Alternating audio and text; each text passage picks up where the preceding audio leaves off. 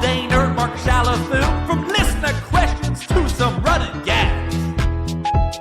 Insider stories, ambush line, that dad life and respect for flags. Kick off the weekend, alright? It's the Growler Friday Show, it's Who Dey Light. All right, welcome into the latest edition of Who Dey Light. Paul Dehner Jr. here with you, excited to be with you on a Friday, Valentine's Day. Love is in the air, Mark, and you're in a hotel in Bloomington, Indiana. Yeah, love is definitely not in the air in the Holiday Inn in Bloomington. That is not happening here. But great time at the Comedy Attic last night. Shout out to Grout Pal Jake, who came out to the show. Huge for him. So yeah, I kind of wish we had more Grout Pals in Bloomington, but that's the way it goes sometimes. Yeah, we're working on that. We're trying to work our way into Bloomington a little bit better. We'll get there. Is this the last day for the Valentine's Day flag then for you? It is. Yeah, I think we're probably going to have to hang Elsa. Oh, no. Tomorrow. No, Oh, not flag. because of snow. It's because we're going to Disney. And I don't want to you can't hang a flag that says I'm on vacation in front of your house. I think we've discussed this before. It's problematic. That's it says true. Rob me. It's bad.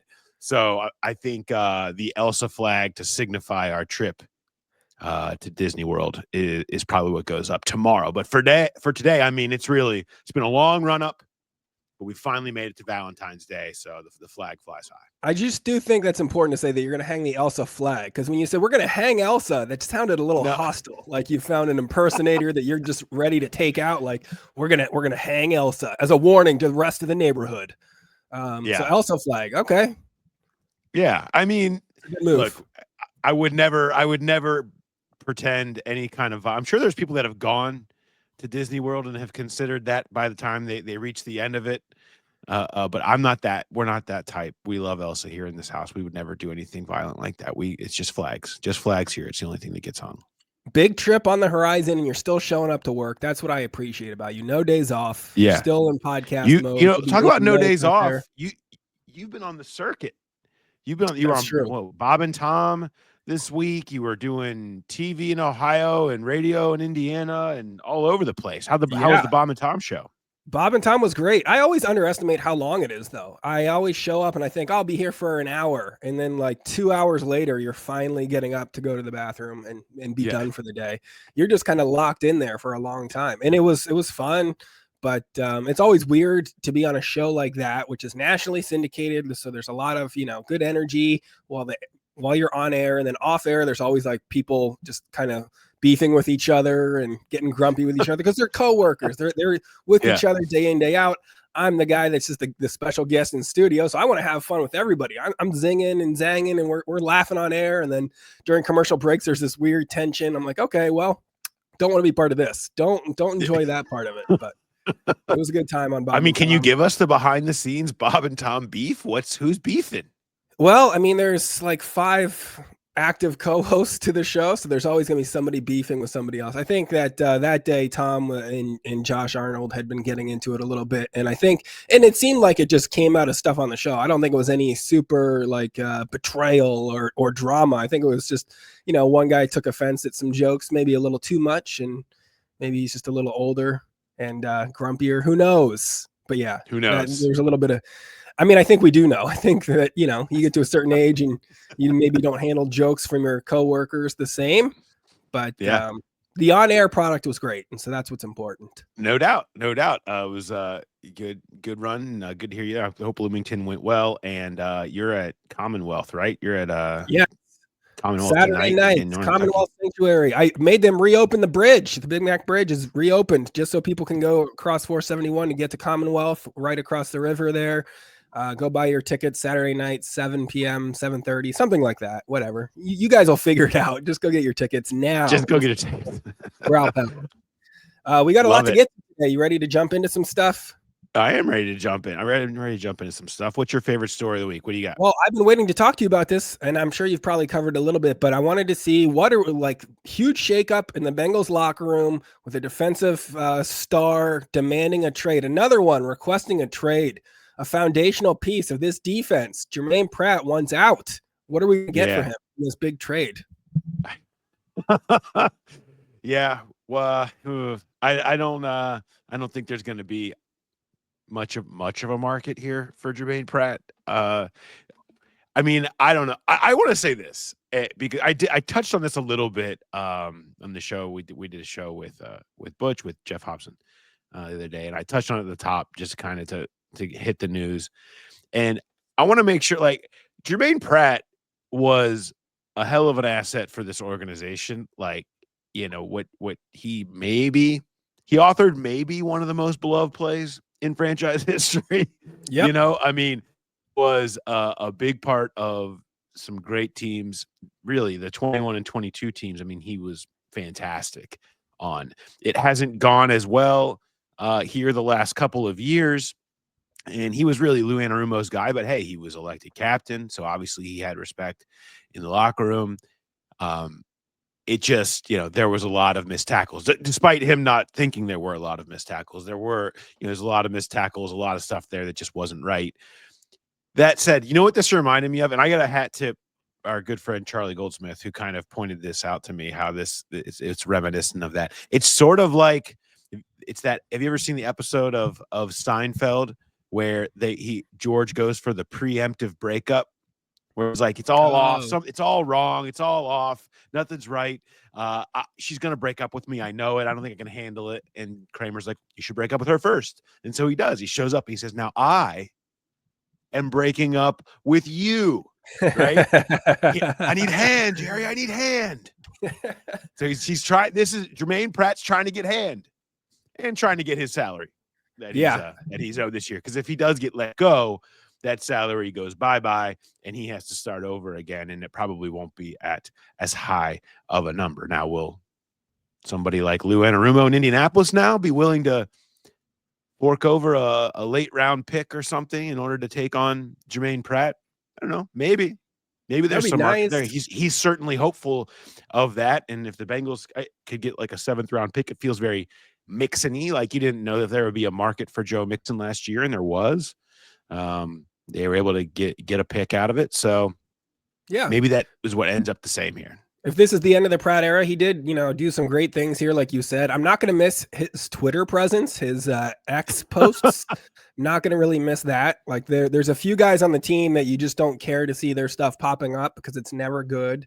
He's usually one of those. And then, like, the others, I think from this past season were mostly just like newer guys, and that's what I loved. I think, like when you have guys like Jermaine Burton, I remember him tweeting early in the season, like, stick with us after a few losses. I'm like, us? Who's us here? You're not even reading your playbook. You're at the slot machine, Germaine. Like, but I usually give fans and media a hard time for using we and us, but I think they were probably more us and we than Germaine was at that point. That's true. Yeah. And those are the kind of the tweets that you're not excited to see.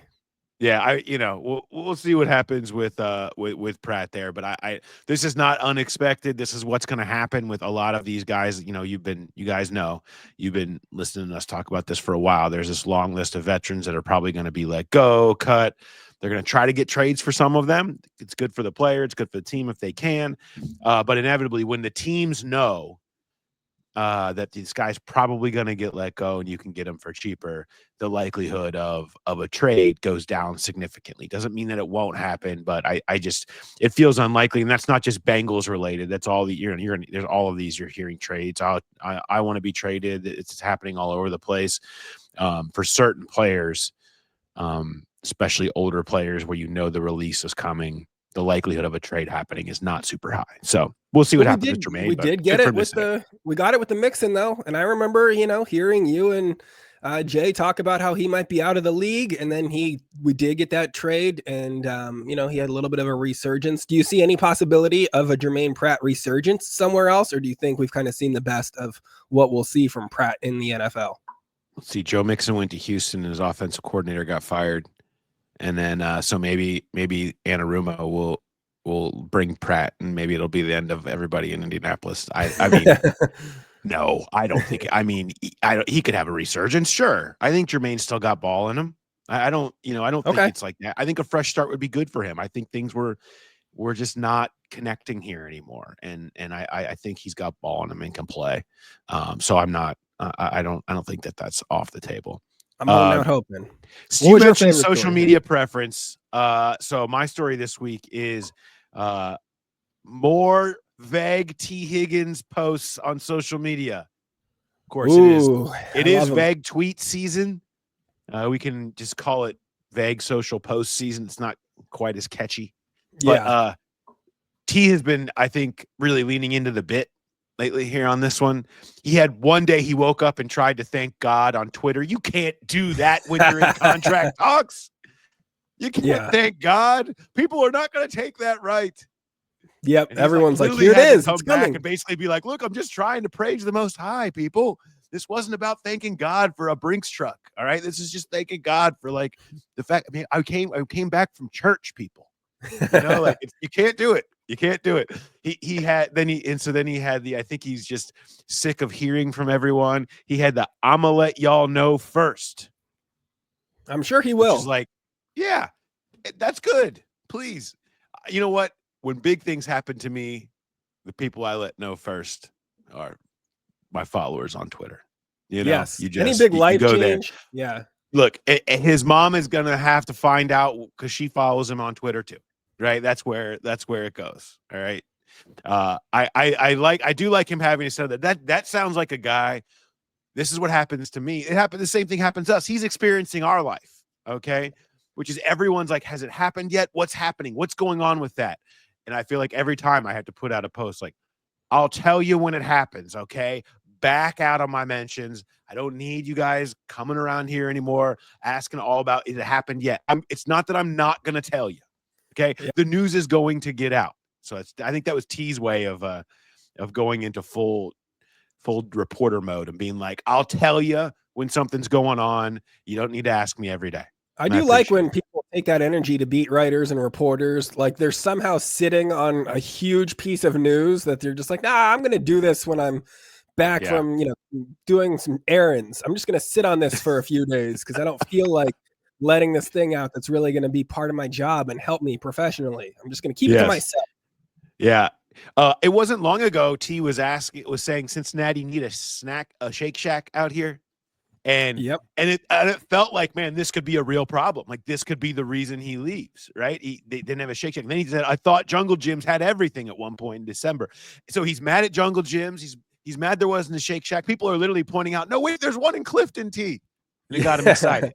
So I feel like everybody's back and forth, like trying to hold on. Like his social account has become a really important thing. And then you had the other day, he put out, it was a post about about priorities and options the other day. And everyone's like, wait, he's posting about options with pictures of him working out. It also had a picture of like a tired Kermit the Frog. So I'm like, which way are we going with this? Like, what does it really people want? Oh, he said the word options is in a T. Higgins post. Okay. Like it is serious here, people. And everybody wants to turn that into something. It doesn't always need to be something. Things will happen. And I have something for you. Yeah. We've kind of said this for a while, but he is PFF's #1 free agent available. Can I give you a history lesson? Oh, I love history. Interested? I am very interested in your history lesson. Yes. Okay. I'm sure it's all right. I have a history lesson. I've got a nice little athletic notebook here where I've written my history lesson down here to read off. It means more in the printed word. It does. It does. And so here's the #1 free agents via PFF, and each year going all the way back to 2019 and the outcome of what happened. Okay. Deep history. Okay. Yeah, all the way back to pre-pandemic. This is pre-pandemic notes. A different world. Right? Yeah, totally different world. Chris Jones last year, and on March 11th, he got an extension with the Chiefs for 5 years and like $168 million. In 2023, it was Lamar Jackson. He got tagged. It was when they did the like non-exclusive tag where he could negotiate with other teams, but the Ravens could match. It was just kind of a weird mechanism to use, but they tagged him and they signed him to an extension that April. He got his deal in April. In 2022, it was Devontae Adams. He got tagged. He got traded from the Packers to the Raiders for a first and a second round pick. Okay. In 2021, it was Dak Prescott. He got tagged and extended. In 2020, it was Drew Brees. He got extended on March 17th. In 2019, pre-pandemic, it was DeMarcus Lawrence and the Dallas Cowboys. He got tagged and then got extended on March 14th. So the tag and then the extension that gets done before free agency has been a common spot, a common thing. But more than anything, no one hits free agency. Okay? Number one free agent, no one Not hits going to free be, agency. The Bengals can use the tag, will use the tag if they get to that deadline on the 4th at 4 p.m. And they can use that mechanism and then decide if they want to tag and sign, tag and trade. It kind of continues. But just keep in mind, like all of these guys except Devontae Adams, who fetched a first and a second, got extended. Okay. And it would not be against Bengals history for them to be different than the other 31 teams. Like the 31-1 joke from that we always use from the owners' meetings is like, I guess it applies here, but not really. I mean, he's a valuable asset. The league wants him. He's number one free agent. It's pretty clear how this stuff gets utilized. So just keep that in mind as history lesson when you get into this. So I don't need to freak out when he gets tagged and be like, oh no, they're going to make him play on the tag again. There's still a good chance of an extension or some other move, even after they could make him play on the tag, but that doesn't just because they tag him on that day doesn't mean anything about that he's going to be forced to play on the tag or anything. It's just part of the process of trying to get the extension done. Okay, that's good to know. Good to know. Good history lesson. There we go. History lesson for my story of the week there. Can I want to rank your tweets. Because you had Super Bowl tweets that I thought were good. This is for Bengals fans, the Super Bowl was good for comedy. You know, like it was a good release for Bengals fans. So you had a few that I want to bring to light. Tough night for the Steelers as they watch their former QB of the future win a Super Bowl for another team. Wasn't expecting Kenny Pickett jokes. But he did. He showed up out there. He even got to run a few plays. Yep. Instrumental to their Super Bowl season. Kenny Pickett, you know, what could have been for the Steelers. They let him get away. Joe Mixon was a better Super Bowl quarterback than Mahomes tonight. Like that. He had a big touchdown, you know, like that. Great throw. Never threw a pick. Never threw a debilitating pick. Got to give Mixon that. Are the Chiefs still resting their starters? It did look that way, right? Like it was pretty bad. It really did. It looked a lot offense. like maybe it wasn't all about the resting of the starters in that game against Denver. They just didn't come to play that day. They weren't ready. Yeah, maybe they weren't as good as we thought they were. Yeah. Uncles on Facebook are not going to care for this halftime show. That really was. They did not. That was a bad scene for Facebook uncles. That was very bad. It, a lot of people liked it. A lot of people very much did not. And that's, not the unifying Super Bowl halftime show that you want. Like a Michael Jackson that brings the whole country together and everybody loves him forever and never has anything bad to say about the guy. That's what you want from a Super Bowl halftime show. An unimpeachable personality bringing the country together. Yeah. I enjoy that. I was hoping to hear more about two things: the background behind all of how the show was put together, and all of what I should have noticed. And I also was hoping to hear more of people who were just really outraged about it, which, I enjoy seeing both of those. Nothing made me more comfortable turning off the internet than it did waking up on Monday morning and be like, oh, this is what we're going to do. Oh, okay, good. All right, I'm out of here. That's a fun argument. Like, we've never done this before. Let's fight back and forth on musical tastes at the Super Bowl halftime show. That's very productive. Yeah. I wanted to shout you out as well. All right. I can't believe we didn't touch on this last week. You wrote an opinion piece for the Cincinnati Enquirer about essentially defending Cincinnati against Park City in the quest for the Sundance Film Festival. Yes. And it is as David Aldridge, who runs the opinion page there at the Enquirer, essentially called you the Kendrick Lamar, basically, of the Sundance Film Festival. Like you issued the diss track, which included the line, "We have hippos here more famous than their entire city," which deserves a lot of credit. I will say they fired the first shot here. Like it was the Salt Lake City's Tribune that had the article that was bashing Cincinnati. And so David reached out to me looking for that clap back. And I do feel like, yeah, calling me the Kendrick Lamar of the Sundance Film Festival spat is a very, newspapery thing, like that is as close as it's getting to the Kendrick Lamar situation is two writers beefing from hundreds of miles away. But I was not super passionate about Sundance. Like I think it would be a very cool event for Cincinnati to have, but he came to me looking for that. And when I saw that the guy had taken a few shots at the Bengals and about the city as a whole, the chili, I was like, okay, well, this guy's taking it too far. I didn't want to make a big deal about, crapping on his city, but when you take some personal shots at Cincinnati, we're going to come for you. Somebody had to stand up for us. And I don't know that the Enquirer had the people that felt like they could go to the levels that I went to and took it to. But I think I got the job done. You definitely got the job done. I think it keeps going. I think you just keep firing up. Are there other potential entrants into that? Who else is up in the finals for Sundance? Can you take some shots at them too? I think it's just Park City and Boulder. Everybody? And yeah, I could take down Boulder. You want to take on Boulder? I don't know. No. Boulder's kind of Athens West, and as OU guys, like I'd have a hard time saying anything bad about Boulder. It's pretty awesome. Yeah, give me a half hour. I'll cook up something bad about Boulder. Any Cincinnati grievances or slights, just bring them to me, and then I'll work on our rebuttals. We'll offer that as a service this offseason, just defending our city against any other slander in print. Yeah, I like that. You just maybe we should make it a segment on the show where every week you just like work up a couple minutes of material about a random city. We can bring the wheel out. We can spin the wheel and just pick a city you want to take shots at every week. Yeah, that's a fun thing to do as a touring comedian is just take shots at a bunch of different cities, bunch of different potential markets that you're like, this place stinks. This place stinks. Guess another show in the tri-state is up for me. That's now that I've burned all these other bridges to different markets. But yeah, losing Park City is not a big one. Yeah, well, it's amongst the worst ideas, but not the worst. I've had worse than this. Yeah. All right. I don't want to go into this. I was like, let's get into the worst ideas. That's real fun. It's there. I don't want to go into them.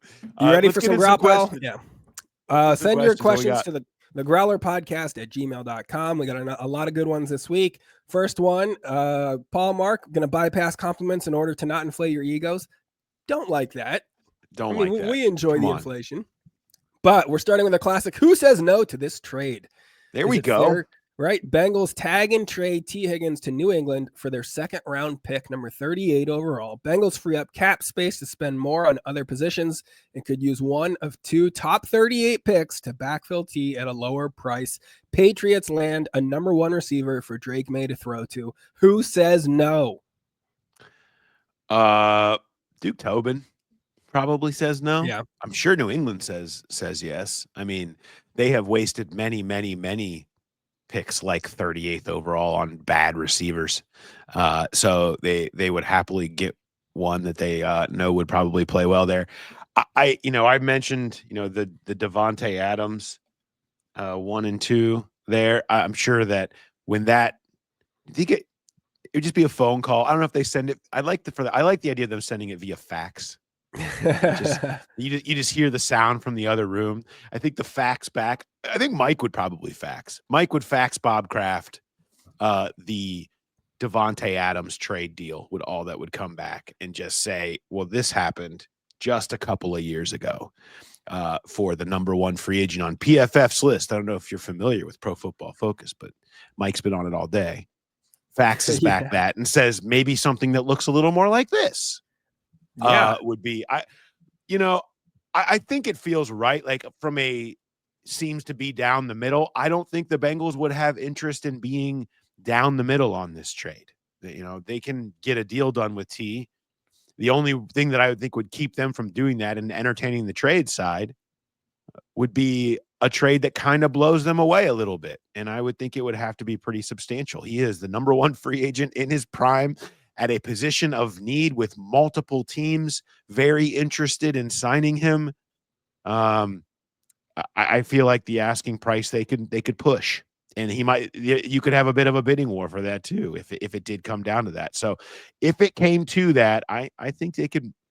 That feels about right, maybe at the end, but I think that they wouldn't have a problem pushing back on that and saying, let's go a little stronger. And the Bengals tend to, when they do make trades, they do tend to win those trades because they won't really accept anything that they don't feel like that they won substantially on. So that's kind of my feeling on who says no. I think Duke says no. I do remember a prominent member of the Bengals organization saying that T is a need, and I don't know if a number 38 pick is a need on the same level. I don't know if that would satisfy him on the same level with that one. No, if you're gonna blow up your entire the mentality of your entire franchise, I think you better get a 1 for it. Yeah, at least a 1. All right, next question's from Brady. Gents, love the show. I have a 4-month-old at home and have limited free time, as you can all certainly imagine. The Growler is priority 1 for the moments of solitude I'm able to carve out during my day. Love that. That's a tough period. But I do think that podcasts can be sort of a saving grace when you've got like a newborn, because there are times if they're bad sleepers, you're trying to like rock them to sleep forever. You can throw the AirPods in and knock out a podcast or doing some other baby chores. It's good listening before they're old enough to complain, right? Like if you have a 2-year-old, they're going to say, turn off this podcast. I want to watch Bluey. But if they're, 4 months old, they're going to enjoy hearing the Growler in the background. A lot of time spent staring into space, rocking back and forth, involved there. We had a friend who had a baby during the Olympics, so it was like the maybe Tokyo or something, where it was all on like overnight, like 24 hours a day.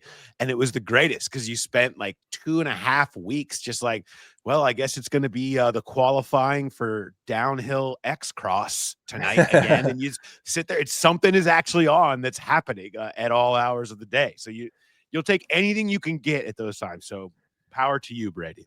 Here's Brady's question. Run, pass, or boot, the likelihood of an extension, T, Trey, or Mike Gesicki? Okay. Gesicki's technically not an extension. He's a free agent. But I get what you're saying here, so I'll throw him in there in the spirit of your question. T would be number 1, just virtue of kind of the things we've talked about, how much love Burrow has for him, age, all of those things. Trey would be number 2, and I'd say Gesicki by likelihood would be number 3. I think Gesicki, if T leaves, then Gesicki is number 1. I don't, I think they would definitely need him back to help fill that gap if that happened. But I think T is more likely than Trey, just by virtue of where they're at in their careers. All right. Our next question, this is a really long one about, okay. We've heard this question before, and I think it's important that we tackle it. It's all about the Brown family. Do they have the money to actually put up for the guaranteed deals? And it's another one that's trying to portray them as being, sort of a poor family that just can't quite afford to do business in the NFL the way that some other teams do, because they can't put the actual cash to escrow, blah, blah, blah, cap and cash. You get the same question, right? Is the family too poor to make some of these deals? Yep, that's it. No money. Mom and pop NFL franchise. Mom and pop just struggling to get by. Yeah, they're not like, look, I just feel like a broken record on this stuff. I mean, no, they are not like Shad Khan or Stan Kroenke, these people that have like, how many teams should I own? I literally I decided to buy Wembley Stadium just cause they're not like that. They're not Arthur Blank with just swimming in Home Depot cash. They are different. They're in the minority anymore in the NFL of these old football family franchises, and that's how they make their money. They are different in that way. They are not poor. And the Green Bay Packers open their books every year because they're the one sort of publicly owned franchise. We get to see the NFL books. Last year, they got $402 million in the revenue split. Okay, that's a lot of money. They made a $60 million profit, which was actually down a little bit for them overall at the end of the day for 1 year. Okay, Bengals, they've owned the Bengals forever. It's worth billions of dollars. They can, if they need to get money, they're worth a lot of money. They could make money happen. Okay. And the money just keeps going up. There's going to be a higher revenue split that's going to show up this year. And granted, the cap is what? It's going to be up around 275. Then add another, don't forget all the benefits and everything is not included in that. That is money that they pay out. So when you hear 402, it's not like it goes directly against the cap and that's that. There's a lot of other math in between that makes those numbers closer. But again, they're making money. They make lots of money. They have lots of money. They take care of it. Let's not go. Are they different than Shad Khan and Stan Kroenke and some of these teams that operate the way that they do than the, Haslams? Yeah, they're different than them. Okay. But they have plenty of money to go around. This is not a money issue. And that does seem to be something that everybody wants to keep going back to is they just can't afford to do this and that. And even with, Joe Burrow on Pardon My Take talking about like his contract restructure, what could that look like? And getting more cashes, signing bonus and stuff, which is like obvious. I've read that before from other, writers and people, because that's just kind of a common thing, right? Like that's how you restructure some of those deals. But then there's so many people that are like, well, the Bengals can't afford to do that because they don't have the money. So we can put there are plenty of levers to pull to make the money work. Like that's just, it's not when there's NFL cash laying around and the value of these franchises that's gone up the way that it has. There's maybe there's challenges in certain ways that some other markets don't have, but let's pump the brakes on crying poor on this stuff. While we're talking about pumping the brakes, here's another question. Paul, I enjoyed the interview with Jeff Hobson. Your discussion about Duke Tobin taking the blame for the defense's shortcomings was interesting. If Duke really thought he was to blame, why did the coaches get fired? Shouldn't Duke have been fired? And on that subject, after recently signing Rankin, Stone, Scott, drafting Jackson Carman, Zach Carter, Jermaine Burton, Miles Murphy, do you think there's anything Duke could do that would get him fired? Can we make Who Dey Light a no firing talk zone? We're supposed to be light. I don't want to go to Who Dey Dark, which by the way, we've had some movement on and ideas on Who Dey Dark, which we talked about the last couple of weeks have gone darker than we wanted to. I think the actual Who Dey Dark episode that we do, there's one Friday the 13th this year. I think it's June 13th. I think we put that down right now on the calendar for Who Dey Dark. We only go down the darkest timelines. We only have the darkest topics. We bring back like Achilles Smith and Kajana Carter and Ron Torbert as our guests in a round table about the Bengals' darkest timelines. Like we bring in Jesse Bates to give the insight into his negotiations here. We only go down all the darkest, worst wormholes. Kimo von Oelhoffen comes on at the end as a surprise guest. Like, we go fully Who Dey Dark, June 13th. Are you in support of this? Yeah, I like it. Who Dey Dark. We'll save all the firing talk for that. Yeah, I get it. Like, it's just every week about when are these people going to get fired? Why can't this person be fired and fire that person? This is a Who Dey Light. Yeah. Okay. It's just send that one for me to take with Mo or whatever if we have to go there. That said, he made a miscalculation. He admitted it. Look, there was a miscalculation in trying to keep this group together. He trusted Lou Anarumo to say, look, this group is still good. We just got to kind of keep. I believe in these guys. They can do it. It was just X, Y, and Z from the previous year. It blew up in their face. He's not going to sit there and not take blame for part of it. He's accepting responsibility for some of the mistakes that were made. I've miscalculated probably 3 times in this episode alone. We're not going to kill the show and not do it anymore. Like, no. And I'm not defending, like, it's just the talk of constantly about he's not getting fired. Like, so I don't know why we spend so much time on it. It's just, it's just the setup of things. And I don't know why we have to consistently go down this wormhole and yell about it every day. That's all. I get worn out by it. That's all. The people want a true GM, someone that is accountable, so we can fire him and hire him every year. And find a new team. Just to get somebody fired, just so you have somebody to root for to lose their job. You got to take a different franchise. Why can't they just give us somebody on the chopping block every year? I get it. We should get to vote like Survivor. Everyone just gets to cast a ballot to see who the public cuts from the franchise. I feel like that's pretty close to how the Browns have been doing it for a while, and we see how that kind of has turned out for them. But yeah, things are going great up there. Next question. This says, he says, Paul, dating back to the Hear That podcast growling days, you did a segment talking about quarterback production going into years 4, 5, and beyond. I believe this show is after the 2022 AFC loss and heading into the 2023 offseason with all the Burrow contract extension talk. You talked about a trend of QB numbers dropping off in their 4th and 5th years and generally never coming back to the more productive numbers unless they're in the elite or Hall of Fame category of quarterback. Given an incredible year 5 from Joe Burrow, does the arrow continue to point up for him where we can continue to expect him to be highly productive every year? Or are we seeing a Mahomes who has peaked and kind of found himself in a league that has figured out his weaknesses that he is unable to make adjustments to? I'm really curious about your thoughts. Circling back to this a few years later now that the 5-year threshold has been crossed. Well, thank you for this question because it gives me 2 opportunities. One, it's a great one to address. This was a great data point that I had not thought about going back to yet. And it comes inside of the book, Joe Burrow, The Rise of Joey franchise, that you could pick up, or I actually don't know if you can find it in stores anymore, but we did write it.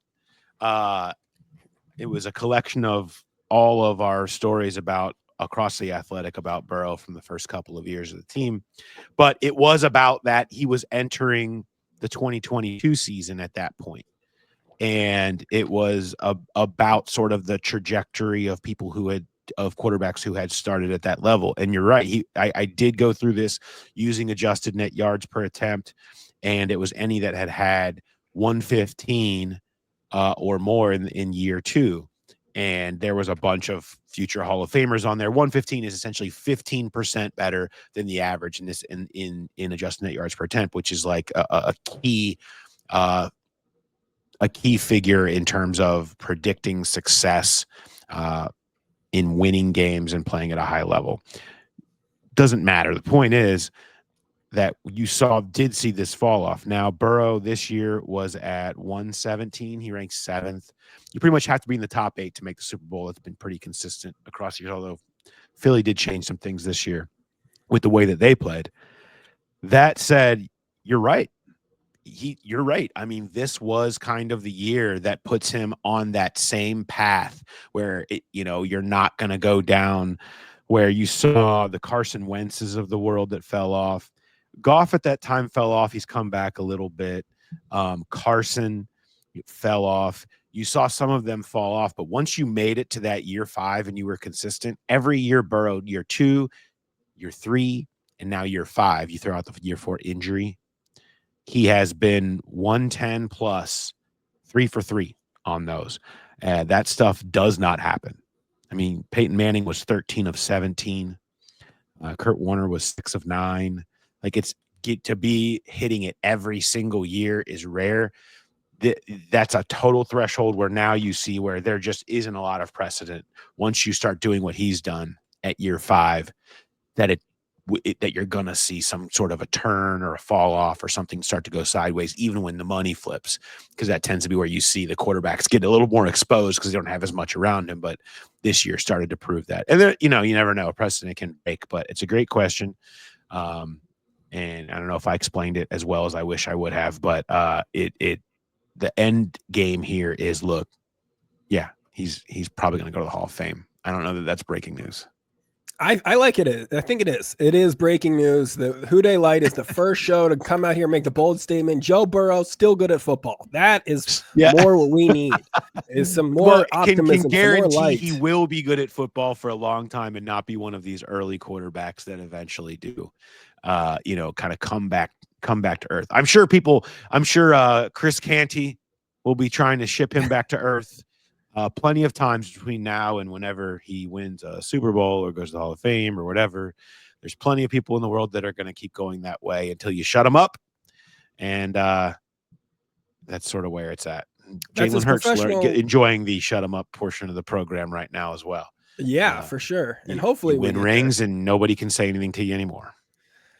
I mean, people are saying lots of things about Patrick Mahomes and his performance in the Super Bowl. Like, so you can still say some things. You can say stuff, but you're not still calling. You're not going to stop calling him great or not a Hall of Famer or questioning. I mean, you're going to sound like a clown if you do, which is still not going to stop some of those people, I suppose. That's true. Let me read you this next question. See what you make of this. At least part one here.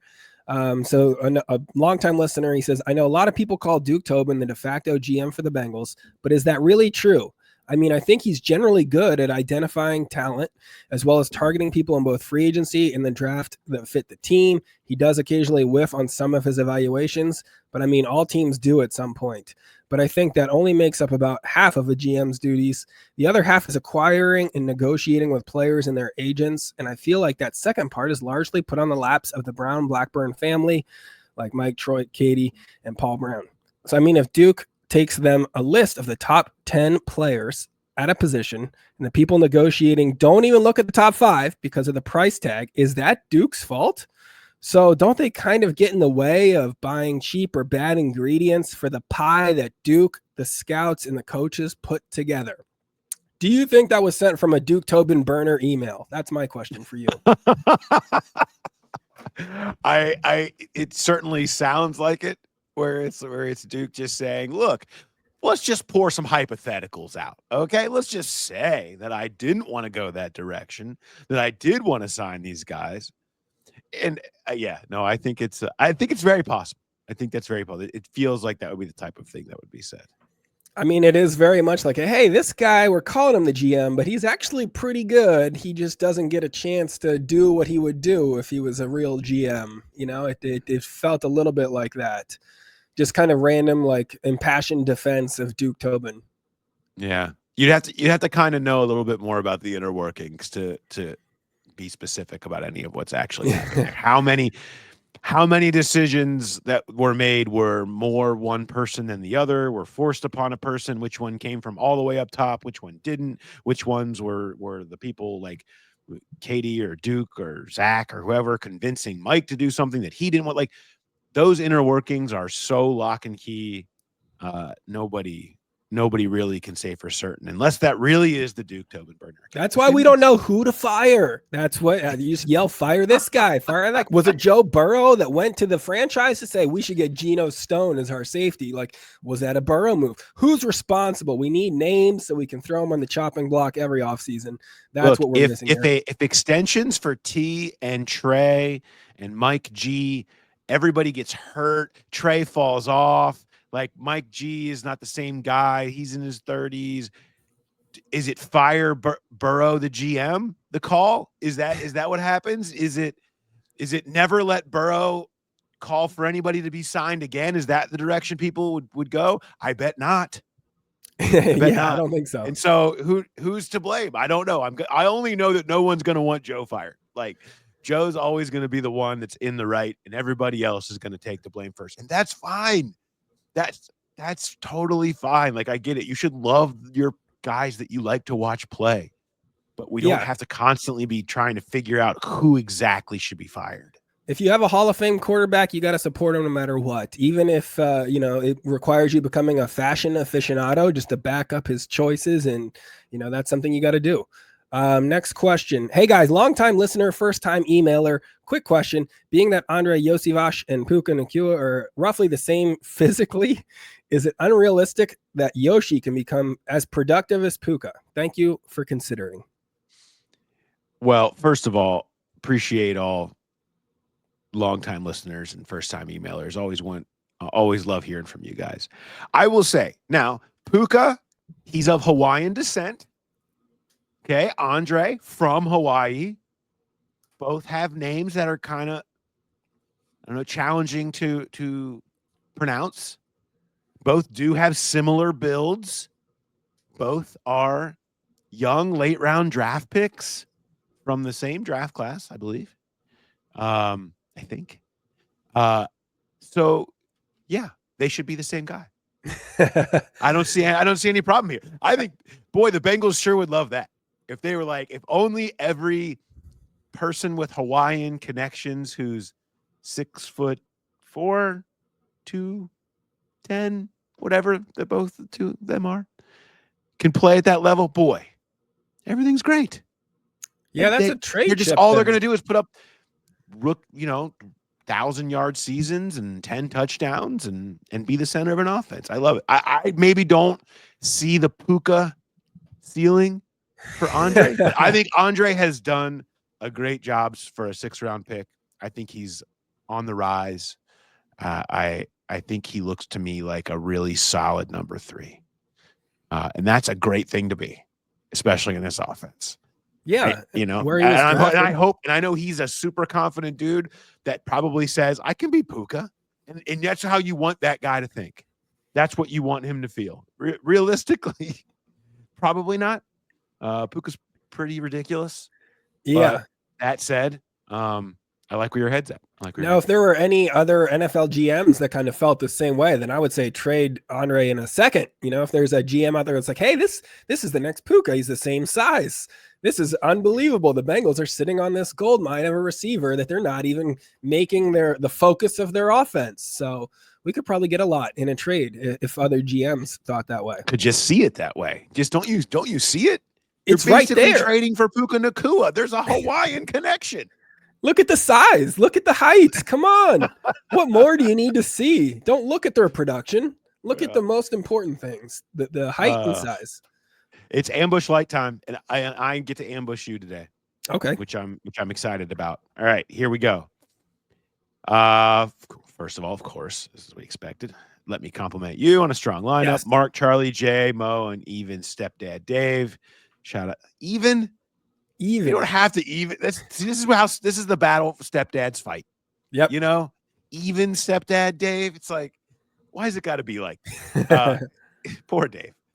It's like the big orange machine, and Paul is the Sparky Anderson. Sparky no longer with us, which is sad. You're dominating. Thank you. Appreciate all the nice things. That's great. Here's my ambush question for Mark. Paul is taking heat for the 2024 football predictions. Look, who could have known that Aaron Rodgers would have gone so badly? All right. Since your profession is comedian, can we ask you to stake your reputation with football predictions? But what are your 2025 predictions for the world of comedy? For example, who is the breakout comic of the year? Which comic will say or do something so offensive they get canceled? Feel free to make any predictions you want, but it only seems fair that you have to make some predictions if you're going to roast Paul for his. Cheers, guys. Oof. Okay. Well, that's tough. But for breakout comic, I'm going to give you Joe List. If you're not familiar with Joe List, go look him up. He is hilarious. And, he's a guy that is now starting to sell some tickets, but he's got a great podcast himself that he does with Mark Normand. And he's just been one of the funniest guys that people don't talk about for a long time. Huge Joe List fan. He just made a great documentary about a comic in Key West too. So that's something. It's called Portrait of a Comedian. So that's out there. I feel like this is going to be the year for him to kind of finally pop. For somebody that gets canceled, I'm going to go with this isn't who I would cancel. Let me just clarify that. I'm going to say Nikki Glazer because I feel like the culture loves to prop people up and then chop them down. And right now, nobody is having a bigger rise than Nikki after the roast of Tom Brady. And let me say this, she's a great comic. She's hilarious. I've known Nikki for a while. Like she was super nice to my wife when we moved to New York City, and that really helped us in our first year in New York. She was awesome. Love Nikki. Great comic. Don't think she deserves to be canceled, but I could see that she's getting to this level of fame and popularity where like something's taken the wrong way and people try and make it a huge thing to, chop her down or something like that, just because, it's the biggest stars that kind of get that heat. And I could see that being a possibility. Now, is that going to go as well as your Jets prediction? Quite possible. It could be that bad. But you got to take some stabs. That's what I've learned from you in the prediction game. You got to take some stabs. You got to take some bold moves. You shouldn't be taking anything from my Jets prediction other than avoid Aaron Rodgers at all cost. You shouldn't be betting on the stock of ayahuasca. You shouldn't be like you should kind of be all out on the entire state of California. Like you should bet against Cal. Whatever you do, just avoid anything Aaron Rodgers has ever been connected to is the only lesson that I'm taking. I still say they were set up. Breece Hall, They were going to trade for Devontae Adams, Garrett Wilson, Robert Saleh's defense. All he had to do was be like 75% of his prime self and not be a total locker room cancer. It was so easy for him. It was right so there. easy. It was right there. But I like the people that make predictions and then you never hear about them until like, you know, they'll do like their big board for the draft and then they'll like bring it up 6 years later. Like, we had this guy at number 68 overall. Now he's a star. We were geniuses back then when we had 130 followers on X and nobody realized how smart we were. But they don't show like all the other dumb stuff that they had over the years. It's just constantly like, yeah, nobody knew who I was. Here's how smart I was. Look at this one thing. Yeah, you're seeing that where it's like anytime everybody has said everything possible on the internet now. So anytime anything really surprising happens, somebody is going to farm out a tweet that was put out there in 2014 and be like, hey, there it is. I said it. This guy, look at this guy. He's Nostradamus. Look, he said it. We found the one person on the internet who predicted this level of pandemic. We knew it was going to happen. You know, he had the exact number of Americans that ended up dying. Yeah, surely he's going to be right about everything. Yeah. He guessed the number of jelly beans in the jar. He knows everything about the world. That's what's important. Amazing. Amazing. All right. We talked a little bit about where you are. Any new dates that you're adding on your tour? Yeah, so Growl Pals that live in the Cincinnati, Northern Kentucky area, we need you February 15th at Commonwealth Sanctuary. Come out to that show. That'll be fun. And let's see, I'm going to be in Grand Rapids February 20th through 22nd. I'm going to Nashville March 3rd at Zany's for the Nate Land Live show. I'm going to Cary, North Carolina March 21st, Asheville March 22nd. And more spring dates coming soon. So go get those tickets or shoot me an email if you live in any of those cities and we'll figure something out. Love it. Love it. That's great. What do you got for dad life this week? So I was thinking about this just because we've got some birthdays coming up in one birthday coming up in our household, but my wife has a food allergy. She is allergic to tree nuts. So I've had to learn a lot about that over the course of our relationship. I think the biggest thing that I've learned about her food allergy is that she hates it when I call it her eating disorder. That is probably the thing she likes the least. It does make more sense to describe it that way, but she does not care for it. Our kids don't have the food allergy, and I'm grateful for because I feel like the schools, they try and do a good job with it, but it feels more punitive than anything. I don't know how much you've been in the schools lately, but it's almost like they treat the kids like it was their idea.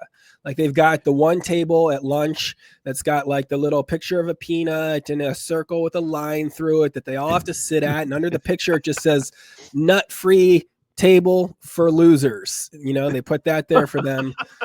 And like the teachers will say things in the classroom like, oh, we were going to have cupcakes today for Aaron's birthday, but Lisa has a nut allergy. So instead, we're just going to eat carrots. And then everyone hates Lisa. Like it feels punitive, you know? Yeah. And my thing is like, they wouldn't do this with any other problem that a kid had.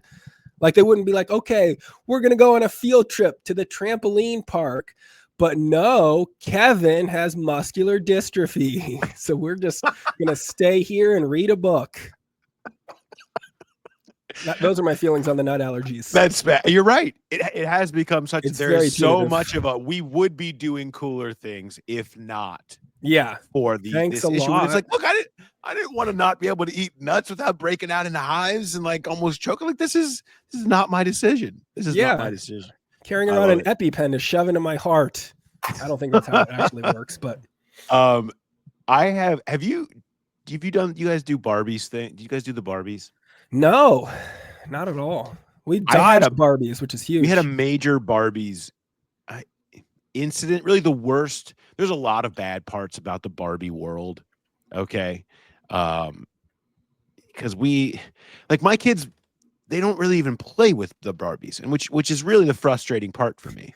But yet we have the dream house, the camper, the closets, then the closets with the handle. It's like at one point they talked about Barbies somewhere, and now we just keep acquiring more Barbie stuff, and they're never going to say no. They love the idea of having all the stuff, but we don't like go down there and play with them all that often, except when it's time the basement needed cleaned up. Like their playroom basement was beyond out of control. Like we had just thrown everything into the corner. But what happened was all of the little Barbie pieces were just scattered amidst the mess. Have you ever?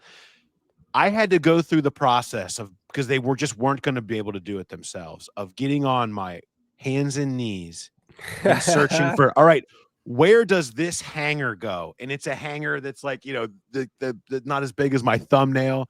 Is this, and my daughter, God bless her, she's very much everything has its place. It's like, oh, that I have to go put it in this closet. So I hand her the tiny hanger. She takes the tiny hanger over. She opens up the closet part, hangs it just so on the rack. Okay, that's 1,000 more tiny pieces that are laying here on the ground to go. And then it's like, what is this piece of cloth? Is it a skirt? Is it a hat? Is it a scarf? I don't know. It's this big. It's smaller than my pinky. Oh yeah. Well, that obviously that goes on the hanger that you gave me a half an hour ago in the back corner of the closet that opens up like a suitcase. We did this for so long. I don't know if you've ever gone through a Barbie cleanup there. You know what? I'd almost say something I never thought I'd say. Give me dried up Play-Doh before you give me that's a different Barbie game. Yeah. cleanup. There's nothing worse than Barbie cleanup, even the dried up Play-Doh. And I actually had to do both in this cleanup. I had the dried up Play-Doh also that was part of it. And like it hooks into the carpet and the rug that's down there. It's easier just to burn down your house. Yeah, honestly, like I thought we were going to have a real discussion about Barbie and arson. Like that's at what point do we just need to say it's all gone now and we're going to learn to move on and we're going to learn about adversity today in Barbie world. Yeah. Okay. You know what? We Barbie and all of her possessions are gone, but on the positive, we are going to Disney. So just enjoy that. Look forward. Don't look backward. Don't worry about the hangers and the Play-Doh. Just keep looking forward and looking at the mouse ears. And it was like, Daddy, you keep throwing the clothes inside of the camper. They don't go in the camper. They go in the closet. And I'm just like, I'm just trying to get it off the floor.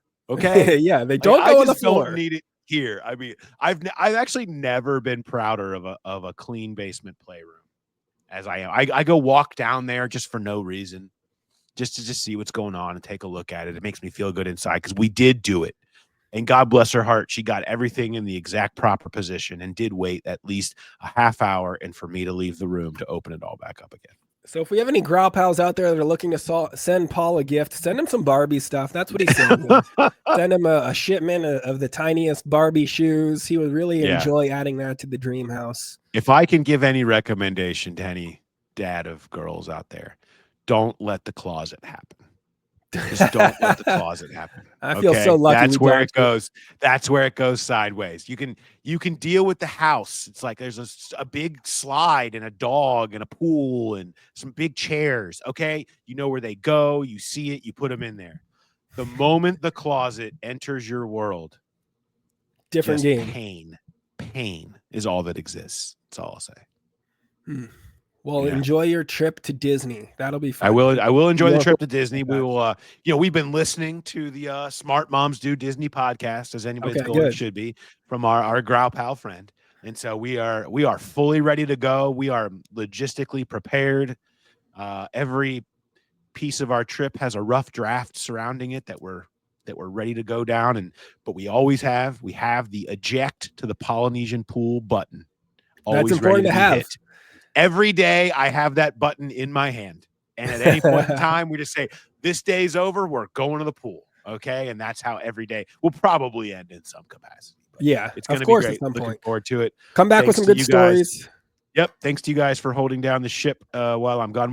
Who Dey Light won't miss a beat. We'll be back next Friday. I'm back. So Who Dey Light will be back. Episode with Charlie where we go, oh God, it's so deep. We go, it's February, so we break down the free agent guard market. Oh, nice. Yeah. Love good guard stuff market coming your way on Monday. Guard talk. Look for that Monday morning. And any big news that pops off, emergency pods, they'll have you covered. And then we'll be back next Friday. So look out for that. All right. Appreciate it, Mark. Have a safe trip and have a good time at the Commonwealth show, and happy Valentine's Day to you and yours. Have a good one.